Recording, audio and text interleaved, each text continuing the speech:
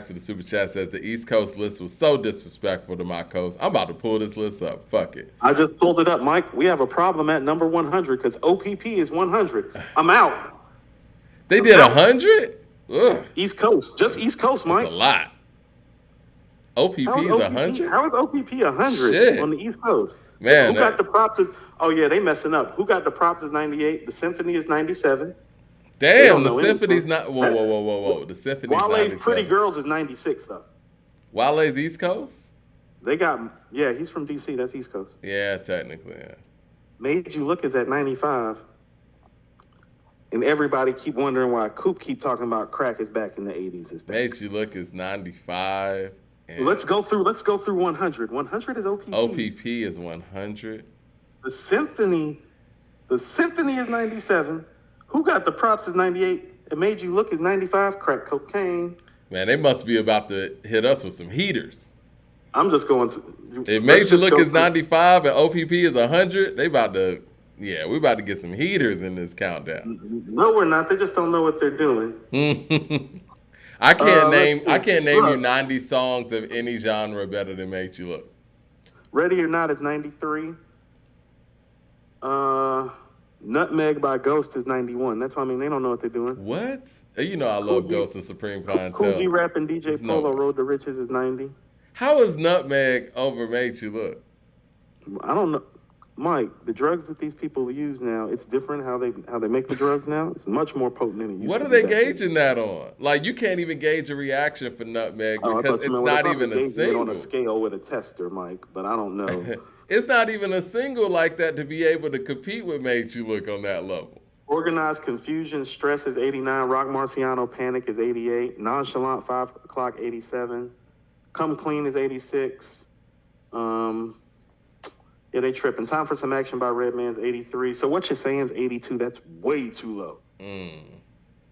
MF Doom's Rhyme Like Dimes is 81. Freeway and Beanie Siegel and Jay What We Do is 80. Brooklyn Zoo 79. Top Billin 78. They bugging. That's an impossible list to put together, to be honest. I mean, I will say that. The undertaking of that list is very The Show difficult. by Slick Rick and Dougie Fresh is 74. Old Heads about to go. Like, they about to get an arthritic I think that's a condition top off of this, 50. I think that's a top 50 hip hop song, period. I didn't have it in my It's too 50. important to not be top 50. Yeah, man. I don't think I had it in my 50. I picked either The Show or no, I picked that over Lottie Dottie, one of the two. I prefer Lottie Dottie. MC Shan's The Bridge is 67. Deja Vu is 65. The Breaks by Curtis Blow is 63. West Side Gun's Hall is 62. Like, of all the West Side Gun songs, you didn't pick Elizabeth, Brutus, George Bondo. Yeah, see, Like, his best song as a solo artist to me is Elizabeth. But yeah, when you hear stuff like that, that lets you know how personalized this list is. You know what I'm saying? Black Star's Definition is 61. Ice Spice's Munch is 60. Ha Bonita Applebum's 59. Wait a minute. Munch is 60 and OPP is 100? That's not right. I mean, like, Munch just hasn't been around. First of all, it's not a better song than OPP. I'll go on the record and say that. But it hasn't been around long enough to even be 40 spots ahead of something like OPP. Come on, man. Dipset Anthem is 56. I'll Be is 55. Foxy and Jay. Cuffin' Season by Fab's 54. It Takes Two is 53. That's way too low. Yeah.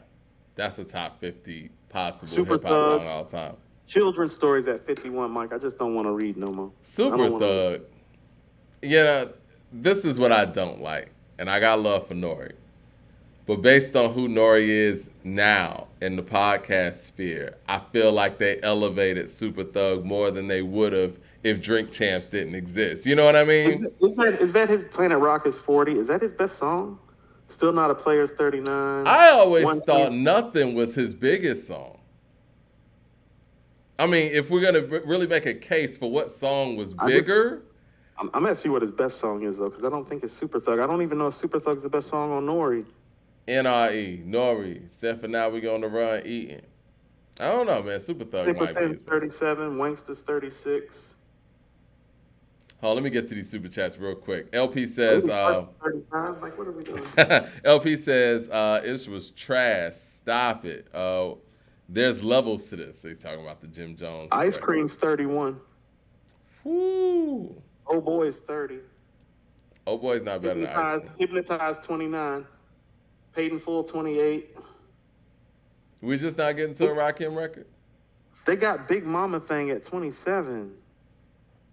See, that's the stuff I'm talking about, Coop. And I'm not trying to be misogynist, but it seems forced. It's like we gotta put a woman in there to serve. You know what I mean? Like put no There's nothing time. wrong with Lil Kim being at 25. It just should be It, no time. it should be no time, yeah. A crush on you. But see, Jay is on there though. That's what I'm saying.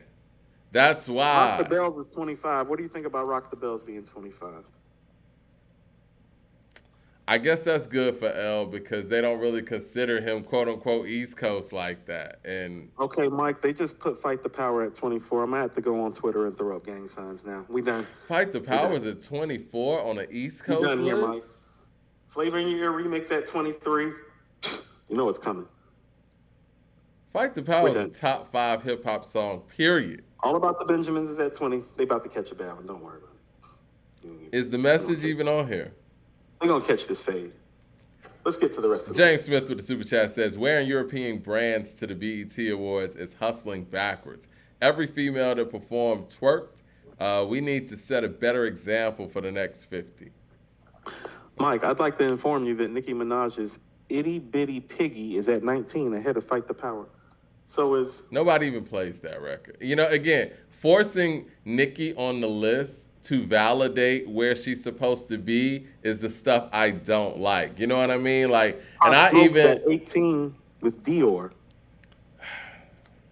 I even thought that Busta Rhymes getting awarded in the fashion that he did had an agenda behind it. And when he went up there talking to Jamaican stuff, and you know the whole conversation's been about, you know, who started hip hop and all that.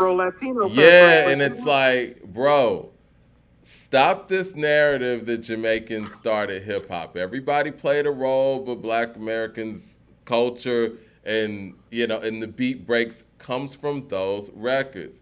Herc didn't come here playing Jamaican records. It's just the truth.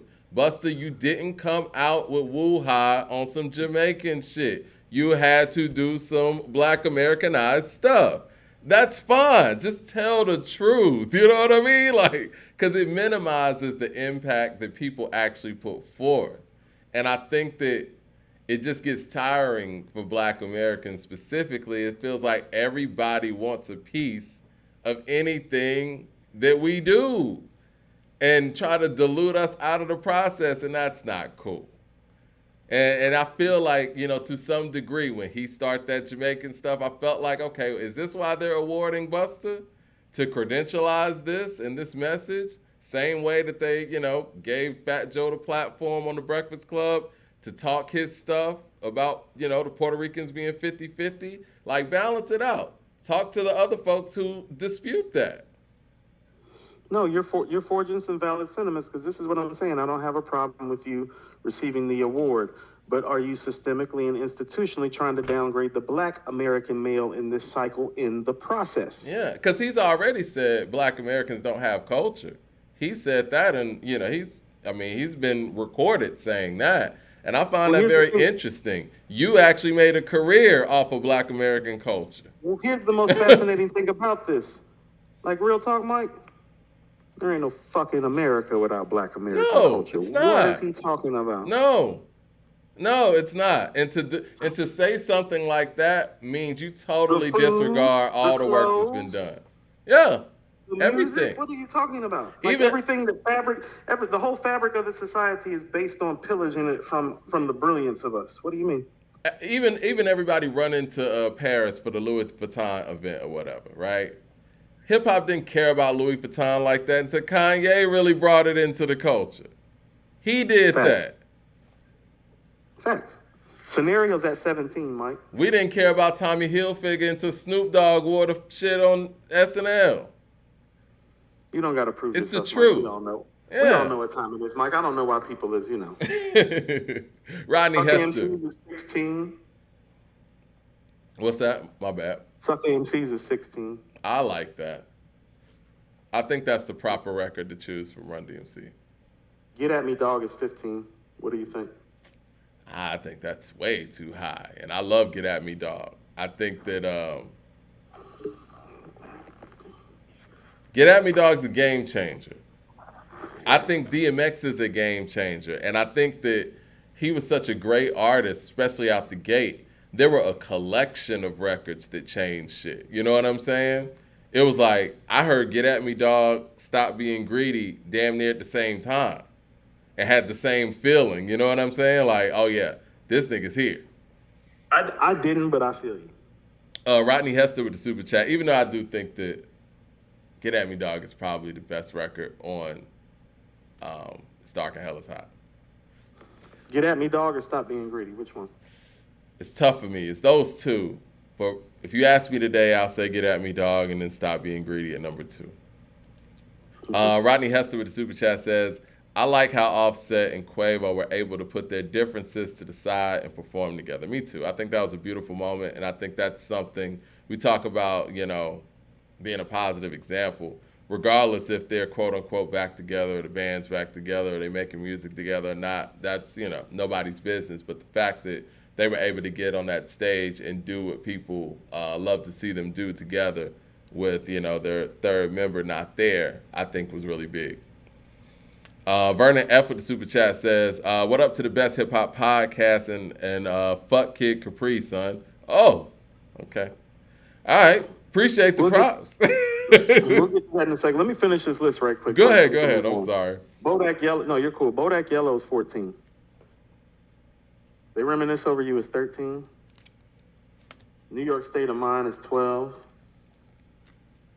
Which I think is too high for that. Like, that's not a top 20 all-time hip-hop song. But it's not a single. See, but here's the thing about it. There are people that keep saying that's Nas's best song. And I'm like, no, that's just the best you ever heard somebody rap. That don't make it his best song. The thing is, bro, like, everybody... The best you ever heard somebody rap ain't the best song necessarily. And I love New York State of Mind, Mike. Like the whole My Rhyming is a vitamin held without a capsule. That's the shit that made me want to MC. It's like, no, I want to do that. It's like, if I can come up with some shit like that, I want to do that. This is the thing. Somebody's best song, like if we say, yo, what's the best song on Mecca and the Soul Brother? No question, right?